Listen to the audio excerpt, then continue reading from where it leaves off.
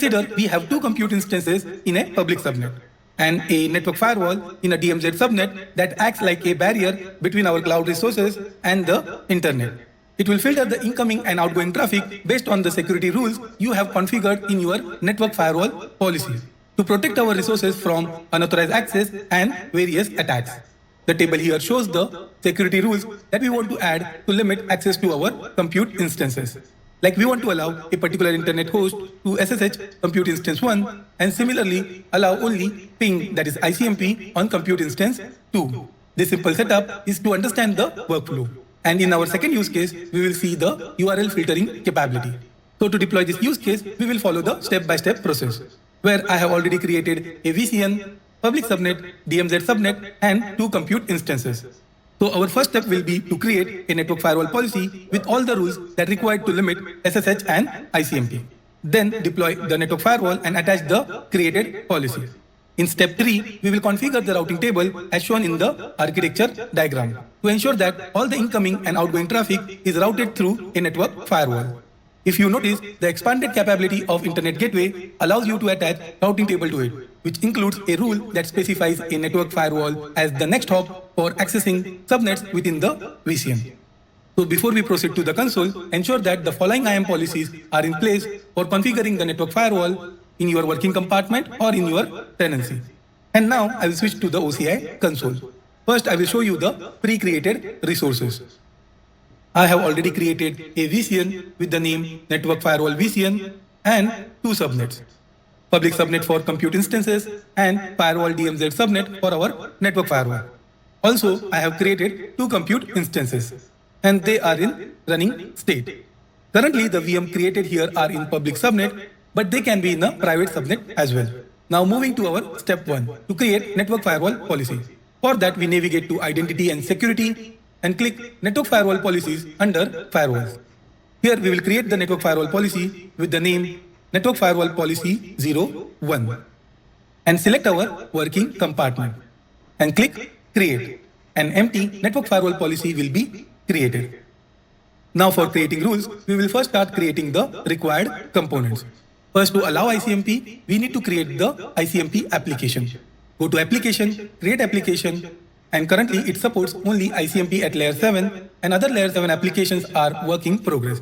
Name the application ICMP for VM02, select the protocol ICMP, type 8 and code 0 so that we can ping. Click Create Application and then we will create an application list to combine the applications that have the same security settings. We will name it as Application List 01 for VM2. Select our ICMP application for now and add it to the list. Create list, and similarly you can create application and application list for layer 7 protocols for signature based filtering. Then to allow SSH into VM01, we will create service for SSH. We create services for matching applications of layer 3 and layer 4 protocols and ports. Click Create Service, provide the name SSH VM01, select the TCP protocol, and the port number will be 22. Create service, and then again we create service list to add one or more services to allow or deny traffic to a single service or collection of services. Create a service list 01 for VM01 and add our SSH service. Click Create Service List and we have created our list. Next, the URL list. We will see this in the next demo where we have a use case on URL filtering. Then we need to create IP address list. We will create 3 IP address lists. One for the IP address of the internet host from where we want to allow connection to our compute instances for SSH or ICMP. Here I will enter the name as internet host IP address and enter the public IP address of my local machine. Click Create, and now we will create another IP address list for VM01 and VM02 including their private IP addresses. First I will get the private IP address of both the VMs and then add them to the list. Similarly for VM02. And now we have created all the required components. We can also configure map secret and decryption profile if our policy requires setting up decryption rules. That requires certificate authentication so that we can decrypt SSL or TLS traffic for inspection.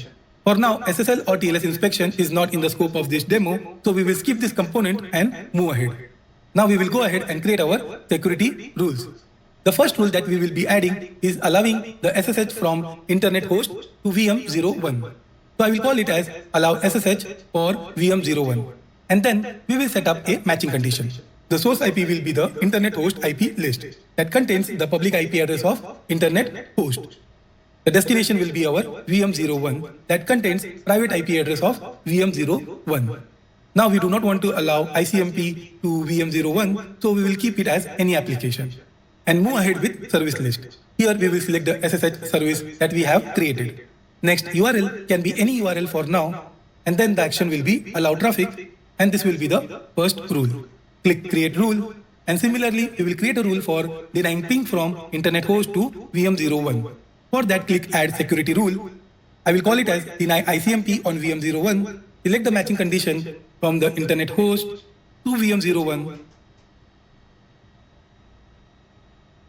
Now the application will be ICMP. Select our ICMP application. From any service and from any URL, the rule action will be drop traffic. Save changes. The second rule has been added. Now this rule will limit pinging to VM01. Now we will create a rule to allow ICMP on VM02. Name the rule as allow ICMP for VM02. For matching condition, again select our internet host IP list, and the destination will be our VM02 IP list. This time the application will be our ICMP application.